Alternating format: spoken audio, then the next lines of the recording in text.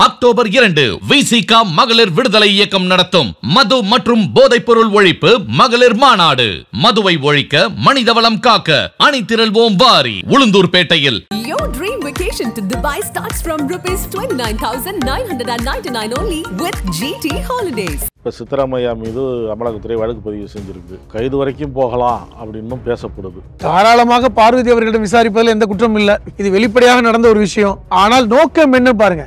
முதல்வராக இருக்கின்ற சீதாராமையா அவர்களை அக்யூஸ் நம்பர் 1 ஆக்கி ஃபைல் பண்ணிருக்காங்க, கேஸ் ஃபைல் பண்ணாங்க. இப்படி ஒரு முதலமைச்சர் மனைவி இந்த மாதிரி ஒதுக்கும் போது முதலமைச்சர் அங்க செல்வாக்கை பயன்படுத்தாம அதுல எப்படி நான் கேக்குறேன், இலவசமா பெற்றுக்கிட்டாங்களா?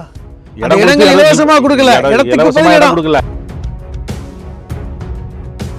இது என்னுடைய மனைவி இப்படி திருப்பி கொடுத்தது எனக்கு ஆச்சரியமா தான் இருக்கு. ஏன்னா அவர் இதுல தலையிடலையும் சொல்றாரு. எப்படி அவரு கணவர்கிட்ட தெரியாமையா கொடுத்துருப்பாங்க? இது பார்வதி அவர்கள் என்ன சொல்றாங்க, அதுக்கு பகரமா கொடுத்துட்டாங்க. இப்படி ஒரு இஷ்யூ வந்தோடனே நான் திருப்பி எடுத்துக்குங்கன்னு சொல்லி கடிதம் அனுப்பி விட்டேன். இது பயந்ததா?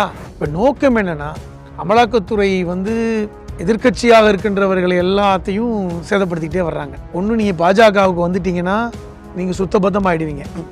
Washing machine politics.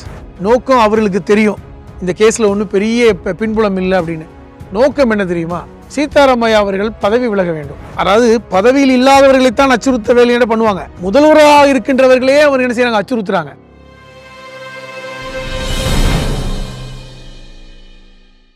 நக்கீரன் நேயர்களுக்கு வணக்கம். இன்று நம்முடன் கருத்துக்களை பகிர்ந்து கொள்ள இணைந்திருக்கிறார் மனிதநேய மக்கள் கட்சியின் மாநில அமைப்பு செயலாளர், எழுத்தாளர் புதுமடம் ஹலீம் அவர்கள். வணக்கம் சார். வணக்கம். கர்நாடக முதலமைச்சர் சித்தராமையா அவங்க மனைவிக்கு வீட்டு மனைகள் ஒதுக்கப்பட்ட விவகாரத்தில் இப்போ அமலாக்கத்துறை ஈடுபட்டுருக்கு. அந்த விவகாரத்தில் இப்போ சித்தராமையா மீது அமலாக்கத்துறை வழக்கு பதிவு செஞ்சுருக்கு. இனிமேல் எந்த நேரத்தில் வேணாலும் அவரும் அவர் மனைவி மற்றும் அவங்க குடும்பத்தினர்கிட்ட விசாரணை நடத்தலாம் அப்படின்னு தகவல் வெளியாகுது. இன்னொன்று கைது வரைக்கும் போகலாம் அப்படின்னும் பேசப்படுது. கடந்த சில ஆண்டுகளாக எதிர்க்கட்சி தலைவர்களை இந்த வழக்கில், இது போன்ற வழக்கில் கைது செய்யப்படுவது என்பது வாடிக்கையாக இருக்கிறது என்பதை நம்ம பல்வேறு மாநில முதல்வர்களை கைது நம்ம பார்க்குறோம். இதே ஜார்க்கண்டில்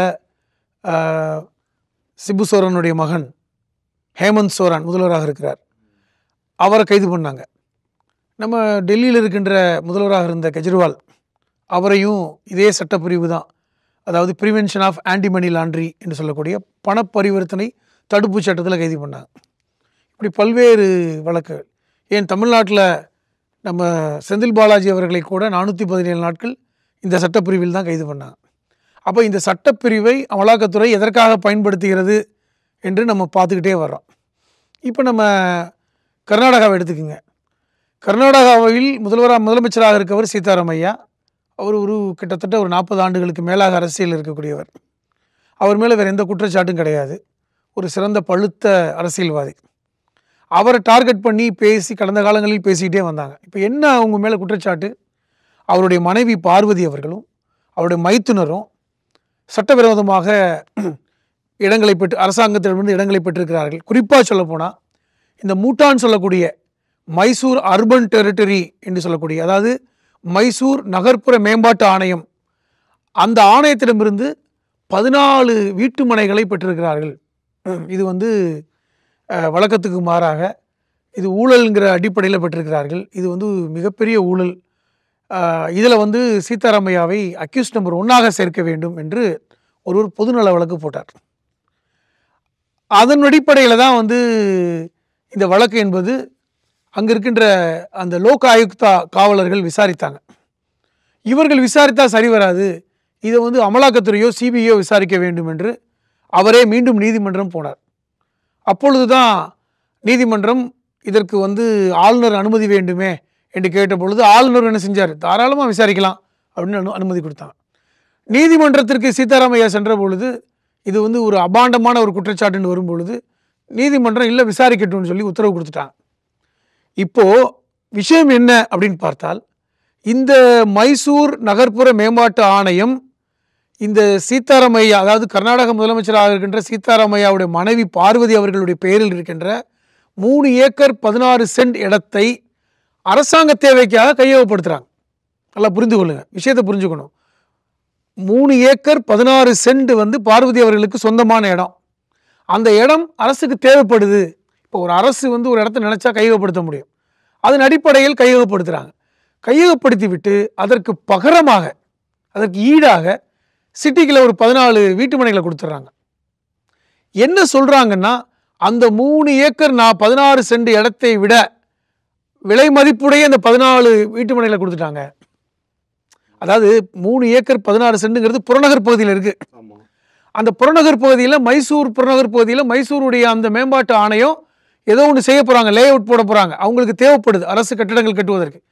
அதை எடுத்துட்டு ஒன்று காசு கொடுப்பாங்க. பொதுவாக அரசு வந்து ஒரு இடத்த கையகப்படுத்தி விட்டால் அதற்கு வந்து என்ன கவர்மெண்ட் வேல்யூவாக கொடுப்பாங்க.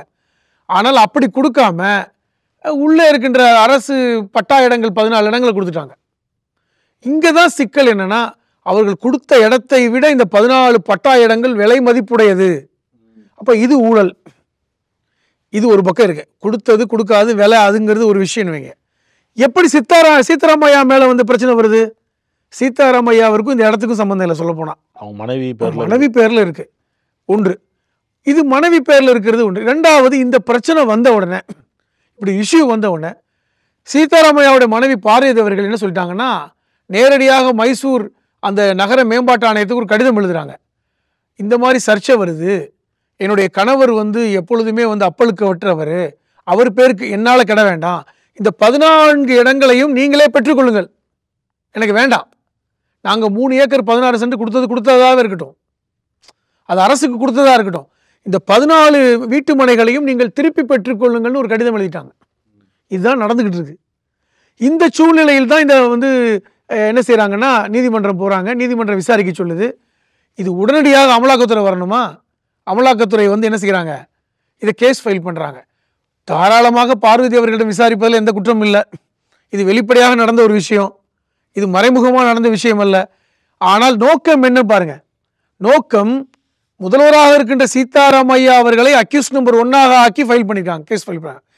இந்த prevention of anti money laundry act அதன் அடிப்படையில் இது யாரை நீங்கள் உங்களை கேஸ் பார்வதி அவர்கள் மேலே கேஸ் போட்டிருக்கலாம். அவங்க திருப்பி வேற இடம் கொடுக்குறேன்னு சொல்லிட்டாங்க. இதை விசாரிச்சிருக்கலாம். கொடுக்கறதே வந்து பயந்துட்டாங்க, நாடகம் ஆடுறாங்க, வழக்கு பதிவு செஞ்சதுனால நாளைக்கு ஏதோ ஆயிடுமோ அப்படின்னு பயந்துட்டு தான் கொடுக்குறாங்க, நாடகம் ஆடுறாங்கன்னு சொல்றாங்க. பாஜக இது நாடகம் சொல்றதை விட இது பெருந்தன்மை இல்லையா? அது எப்படி ஒரு முதலமைச்சர் மனைவி இந்த மாதிரி ஒதுக்கும் போது முதலமைச்சர் அங்க செல்வாக்கை பயன்படுத்தாம அதுல எப்படி இருப்பாங்க? இலவசமா பெற்றுக்கிட்டாங்களா? இலவசமா கொடுக்கல, இலவசமா இடம் கொடுக்கல, இந்த இடத்துக்கு பதில் அந்த இடத்த கொடுக்குறாங்க. அப்படி கொடுக்கும்போது கொஞ்சம் கூடுதலான மதிப்புடைய நிலமா கொடுக்குறாங்க. அது வந்து முதலமைச்சர் செல்வாக்குனால அந்த மாதிரி கொடுக்குறாங்க. காங்கிரஸ் பயன்படுத்தப்பட்டு இதை வந்து இப்ப சீதாராமையா பேட்டி கொடுத்திருக்காரு. இது வந்து என்னுடைய மனைவி இப்படி திருப்பி கொடுத்தது எனக்கு ஆச்சரியமா தான் இருக்கு. ஏன்னா அவர் இதுல வந்து தலையிடலையும் சொல்றாரு. எப்படி அவரு கணவர்கிட்ட தெரியாமையா கொடுத்துருப்பாங்க? மனைவி பேர்ல அவங்களுடைய மனைவியோட குடும்ப சொத்து. ஏன்னு கேளுங்க, இந்த சொத்து சீதாராமையோட மனைவிக்கும் மைத்துனருக்கும் சொந்தமான இடம். அப்போ வந்து சீதாராமையோடைய மாமியார் வீட்டு சொத்து. நல்லா புரிந்து கொள்ளணும். சீதாராமையா அவர்களுடைய மாமியார் வீட்டு சொத்து சீதாராமையோடைய மனைவி பார்வதி அவர்களுக்கும் மைத்துனருக்கும் சொந்தமான இடம். அதுக்கு பகரமாக கொடுத்துருக்காங்க. அது ஏன் கொடுத்தாங்க, இல்லை வந்து இவர் வந்து ஒரு பவர்ஃபுல்லான முதலீதாக இருக்க அதிகாரத்தில் இருக்கார் கொடுத்தாங்கிறது அடுத்த விஷயம், அதை விசாரிக்கட்டும். ஆனால் இது பார்வதி அவர்கள் என்ன சொல்கிறாங்க, அதுக்கு பகரமாக கொடுத்துட்டாங்க, இப்படி ஒரு இஷ்யூ வந்தோடனே நான் திருப்பி எடுத்துக்குங்கன்னு சொல்லி கடிதம் அனுப்பி விட்டேன். இது பயந்ததா? என்னால் என் கணவருக்கு எந்த விதமான பேர் கெட்டு போய்விடக்கூடாது என்கிற அடிப்படையில் நான் திருப்பி அனுப்பிவிட்டேன், நீங்கள் எடுத்துக்குங்கன்னு சொல்லிட்டேன். இது ஒரு பக்கம் இருங்க.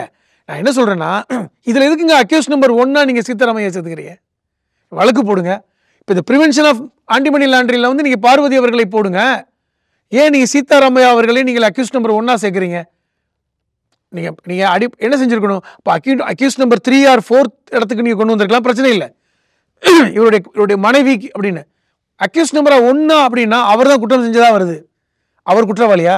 இப்போ நோக்கம் என்னன்னா, அமலாக்கத்துறை வந்து எதிர்க்கட்சியாக இருக்கின்றவர்களை எல்லாத்தையும் சேதப்படுத்திக்கிட்டே வர்றாங்க. ஒன்று, நீங்கள் பாஜகவுக்கு வந்துட்டீங்கன்னா நீங்கள் சுத்தபத்தமாக ஆகிடுவீங்க. வாஷிங் மிஷின் பாலிடிக்ஸ் எத்தனையோ பேர் நம்ம சொல்லலாம். பாஜகவுக்கு வந்துட்டால் அவங்க மேலே எந்த கேஸும் இல்லை, வித்ட்ரா பண்ணி அவங்க மேலே விசாரிச்சிட்டோம், அவங்க மேலே எதுவுமே இல்லைன்னு நம்ம பல பேரை சொல்லிட்டோம், பல்வேறு தலைவர்கள் நம்ம பேசிட்டோம். ஆனால் கெஜ்ரிவாலாக இருக்கட்டும், மணிஷ் சிசோடியாவாக இருக்கட்டும், மணிஷ் சிசோடியாவை கூட வேறு விஷயம் வைங்க, கெஜ்ரிவாலை போட்டதும் இதே வந்து ஆன்டி மணி லாண்டரி கேஸ் தான். அதே போன்று தான் செந்தில் பாலாஜி மேலே போட்டாங்க. அதே prevention of anti money laundry தான். அதோடு சேர்ந்து 10க்கு மேற்பட்ட மற்ற சட்டங்களிலும் வழக்குகள் பதிவு பண்ணியிருக்காங்க. எல்லாமே இது வந்து அரசுக்கு வந்து நஷ்டத்தை ஏற்படுத்தி இருக்கிறார்கள். இப்படி இப்படி பல்வேறு சட்டங்களை போட்டிருக்காங்க. நான் என்ன சொல்கிறேன்னா, இது வந்து உங்கள் நோக்கம் என்ன? ஒரு ஒரு இடத்துக்கு பதிலாக இன்னொரு இடம் கொடுத்ததுங்கிறது அவருடைய மனைவி. அவர் திருப்பி கொடுத்துட்டேங்க சொன்னால் பிரச்சனை முடிஞ்சு போச்சே. இந்த பிரச்சனை வரும்பொழுது எனக்கு என் இடத்த கூட வச்சுக்கிங்க, இந்த 14 வீட்டு மணி நீங்களே வச்சுக்கிங்க, தேவையில்லை, அதுக்கு நீங்கள் காசே தர வேணாம் அப்படிங்கிற இடத்துக்கு ஒருத்தர் வந்துட்டாங்கன்னா நீங்கள் அவர்களை பாராட்டத்தானே வேணும், அதை கேட்க வேண்டியதானே. இதுக்கு என்ன சீதாராமையா தான் சொல்கிறார், இதுக்கு எனக்கு என்ன சம்மந்தம்? அவருடைய குடும்ப சொத்து, அதுக்கு கொடுத்துருக்கீங்க, திருப்பி கொடுத்துருக்காங்க. இதென்ன இவர் 14 வீட்டு மனைகள் வேணுமென்று கேட்டாரா? எனக்கு பதிலாக இந்த 3 ஏக்கர் 16 சென்ட் இடத்திற்கு பதிலாக எனக்கு பணம் வேண்டாம், எனக்கு வந்து சிட்டிக்குள்ளே வந்து எனக்கு வீட்டு மனை வேணும்னு சொல்லி ரெக்வஸ்ட் பண்ணி எதுவும் இருக்கா? இவங்களாம் கொடுத்துருக்காங்க, காசுக்கு பதிலாக இந்த இடத்த வச்சுக்கிங்கன்னு 3 ஏக்கர் கொடுத்துருக்கீங்களேன்னு. அது இவ்வளோ சர்ச்சையாக வரும் என்று சீதாராமையோட மனைவி பார்வதி எதிர்பார்த்துருக்க மாட்டாங்க, அவருடைய மைத்துனர் எதிர்பார்த்துருக்க மாட்டார். இதை நீங்கள் வந்து தோண்டி சீதாராமையா அவர்களை சிக்க வைக்கிறதுக்கு முயற்சி பண்ணுறீங்களா? நிச்சயமாக இந்த கேஸ் வந்து என்ன செய்யும், நிற்காது. இது வந்து ஆரம்ப கட்டத்திலே வந்து நிச்சயமாக வந்து போயிடும். ஆனால் நோக்கம் அவர்களுக்கு தெரியும், இந்த கேஸில் ஒன்றும் பெரிய பின்புலம் இல்லை அப்படின்னு. நோக்கம் என்ன தெரியுமா? சீதாராமையா அவர்கள் பதவி விலக வேண்டும், அதான் கேட்குறாங்க. அதான் அவங்க பாஜக சொல்றாங்க, உங்க மேல தப்பு இல்லைன்னா கெஜ்ரிவால பதவி விலக வேண்டும் சொன்னாங்கல்ல, சீதாராமையா பதவி விலக வேண்டும், ஈகோ. அதே போன்று அவரை வந்து இந்த கேஸில் கைது பண்ணி ஒரு கொஞ்ச நாளைக்காவது சில மாதங்களுக்காக ஜெயிலில் வைக்கணும். இதுதான், இதுக்கு தான் ஆளுநர் அப்ரூவ் பண்ணுறாரு. ஏற்கனவே சீதாராமையா அவர்களும் அல்லது வந்து அதே மாதிரி பார்த்தா டி.கே. சிவகுமார் அவர் மேலேயும் இதே மாதிரி போயிட்டு இருக்கு. துணை முதல்வராக இருக்கின்ற டி.கே. சிவகுமார் அவர் மேலேயுமே வந்து இப்போ வந்து அமலாக்கத்துறை வந்து வழக்கு பதிவு பண்ணியிருக்காங்க. ஆமாம், இப்போ இந்த 2 பேரும் தான் முக்கியமான நபர்களாக கர்நாடகாவில் இருக்காங்க. இன்னைக்கு கர்நாடகாவில் பாஜக கால் ஊண்டுவதை தடுத்தவர்கள் இந்த 2 பேர். ஏற்கனவே கால் ஊண்டினாங்க.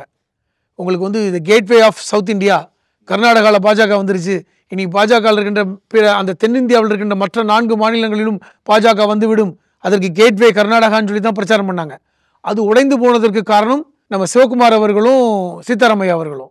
இப்போ சித்தராமையா குடும்பத்து மேலே எப்படி இந்த நில முறைகேடு இதெல்லாம் நடந்திருக்கு அப்படின்னு சொல்லி அமலாக்கத்துறை வரைக்கும் வந்திருக்குதோ, அதே போல் கார்கே, அதே மாநிலத்தை சேர்ந்த கார்கே தொடர்பான அறக்கட்டளைக்கு முறைகேடாக மர்மம் நடந்திருக்கு ஒரு நிலம் ஒதுக்கப்பட்டதில், அதுலேயும் விசாரிக்கணும். சொன்னேன், எதிர்கட்சியில் இருக்கின்ற அந்த அதிகாரம் மிக்கவர்களையும் சரி அல்லது வந்து செல்வாக்கானவர்களையும் குறிவைத்து அமலாக்கத்துறையை ஏவிடுவது என்பது கடந்த 10 வருடங்களில் நடந்து கொண்டே இருக்குது. இன்றைக்கி கர்நாடகாவில் இந்த கார்கே அவர்கள் அகில இந்திய காங்கிரஸ் தலைவராக இருக்கின்ற கார்கே அவர்களும் கர்நாடக மாநிலத்தை சார்ந்தவர் தான். கார்கேயாக இருக்கட்டும், சீதாராமையாவாக இருக்கட்டும், டி.கே. சிவகுமாராக இருக்கட்டும், இவர்கள் பலம் பொருந்திய நபர்களாக கர்நாடகாவில் இருக்காங்க. இன்றைக்கி கர்நாடகாவில் பாஜக கால் உண்ட முடியாத இடத்துக்கு போயிடுச்சு.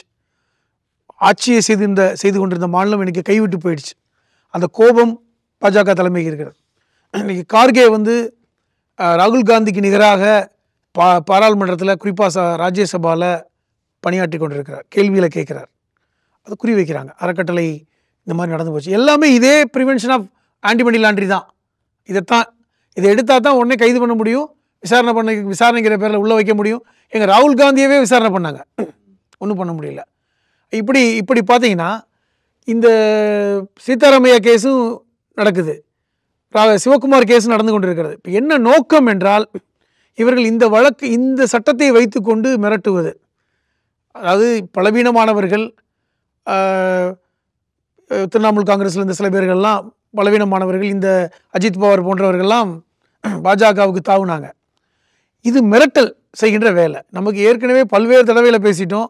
5000க்கும் மேற்பட்ட அமலாக்கத்துறையுடைய அந்த வழக்குகளில் 40 வழக்குகள் கூட வெற்றி பெறலை. எல்லாமே வந்து பழிவாங்கல் நடவடிக்கையாக தான் இன்றைக்கி அதை செய்கிறாங்கங்கிறது நீதிமன்றமே பல்வேறு தடவை அதை சொல்லிக்கிட்டே வர்றாங்க. இப்போ இதில் ஒன்று தான் இது. இப்போ சீதாராமையா கைது செய்யப்பட வேண்டும், அதை நோக்கிய நகர்வுகள்ங்கிற மாதிரி தான் ஒவ்வொரு நிகழ்வும் நடக்குது. இது வந்து இப்போ வந்து கேஸை பலப்படுத்துகிறாங்க, இல்லை இது வந்து ஒரு பெரிய சட்டத்துக்கு உட்பட்டு இவங்க வந்து இந்த மாதிரி தவறுகளை பண்ணிட்டாங்க அப்படின்னு சொல்லிட்டு வர்றாங்க. இந்த சட்டம் இந்த பண மோசடி அதன் மூலமாக கைது செய்யப்படும். ஏன்னா அமலாக்கத்துறை தான் கைது பண்ண முடியும். விசாரணைக்கு அழைப்பாங்க, இனி முதல்வரை விசாரணைக்கு அழைப்பாங்க. அதாவது ஒவ்வொரு மாநில முதல்வர்களையுமே விசாரணைக்கு அழைத்து கைது பண்ணக்கூடிய அவலம் நடக்குது இன்னைக்கு. ஒரு காலத்தில் அப்படி இல்லை. நீங்கள் ஜார்க்கண்டாக இருக்கட்டும், டெல்லியாக இருக்கட்டும், இன்றைக்கி கர்நாடகா, ஒவ்வொரு மாநிலங்களிலுமே இந்த முதல்வர்களையே இன்றைக்கி வந்து பார்த்திங்கன்னா அச்சுறுத்துகிற வேலை பண்ணுறாங்க. அதாவது பதவியில் இல்லாதவர்களைத்தான் அச்சுறுத்த வேலையை பண்ணுவாங்க. பதவியில் இருக்கின்ற முதல்வராக இருக்கின்றவர்களையே அவர் என்ன செய்கிறாங்க, அச்சுறுத்துறாங்க. அப்போ அது நோக்கம் என்னென்னா அவர்களை கொஞ்ச நாளாவது சிறையில் வச்சிடணும், மிரட்டணும், பயமுறுத்தணும். அது மட்டும் இல்லாமல் அஜித் பவார் ஏன் வந்து கட்சி மாறினார்? அவருடைய மனைவி பேரில் 25,000 கோடி அந்த மகாராஷ்டிரா கோஆபரேட்டிவ் பேங்குடைய அந்த ஸ்கேம், அதில் ஒரு மனைவி கைது செய்யப்படுவார்ன்ற பயத்தில் தான் அஜித் பவார் இது பண்ணாங்க. தலைவர்கள் பயப்பட மாட்டாங்க. மனைவியவோ குழந்தை பசங்களையோ நீங்கள் கைது பண்ணும்போது ஒரு பயம் இருக்கும்ல. இப்போ சீதாராமையா அவர்களுடைய மனைவி பார்வதி கைது செய்யப்பட வாய்ப்பு இருக்கிறது முதல் உடனடியாக. அப்போ அவர் கைது செய்யப்படும் பொழுது இவருக்கு கொஞ்சம் பலவீனமாக ஆகும்ல, இது ஒரு மனக்கஷ்டம் ஏற்படும்ல. இந்த மனக்கஷ்டத்தை கொடுப்பதற்கு பாஜக அரசு முயல்கிறது. அதான் முக்கியம். அது ஆரம்பத்திலே நாங்கள் வந்து இல்லை, நாங்கள் சந்திக்க தயார். சீதாராமையா சொல்லியிருக்காரு நேற்று, நான் சந்திக்க தயார், அதுக்காக பயந்து போய் நான் ராஜினாமா பண்ண மாட்டேன், ஏன்னா எனக்கு பயம் இல்லை, நான் எந்த தப்பும் பண்ணலை, என்னுடைய மனைவி சொத்திற்கு அரசு கையகப்படுத்தி இடம் கொடுத்துருக்காங்க, அப்போ இது வந்து அரசு செஞ்சிருக்கு. அதாவது அரசுங்கிறத விட மைசூர் அந்த நகர மேம்பாட்டு ஆணையம் செய்த வேலை தான். அப்போ அது வந்து ஒரு இயல்பாக நடந்த வேலையை நீங்கள் இன்று இப்பொழுது நீங்கள் வந்து ஒரு ஸ்கேம் மாதிரி கொண்டு வர்றீங்க அப்படின்னு சொல்கிறாங்க. இது எல்லாமே அமலாக்கத்துறை மூலமாக அச்சுறுத்தும் வேலையை பாஜக செய்கின்ற வழக்கமான ஒரு வழிமுறையாக, வழக்கமான ஒரு செயலாக நான் பார்க்குறேன். இந்த வழக்கை எப்படி சித்தராமையா எதிர்கொள்கிறார் என்று பார்ப்போம். கருத்துக்களை பகிர்ந்து கொண்டதற்கு நன்றி. உங்கள் நக்கீரன் இதழில் கதாசிரியர், தயாரிப்பாளர், இயக்குனர் என பன்முகம் கொண்ட திரைக்கலைஞர் VC குகநாதன் எழுதி வரும் சினிமா கொட்டகை பரபரப்புக்கு பஞ்சமில்லா தொடர். வாங்கி படியுங்கள்.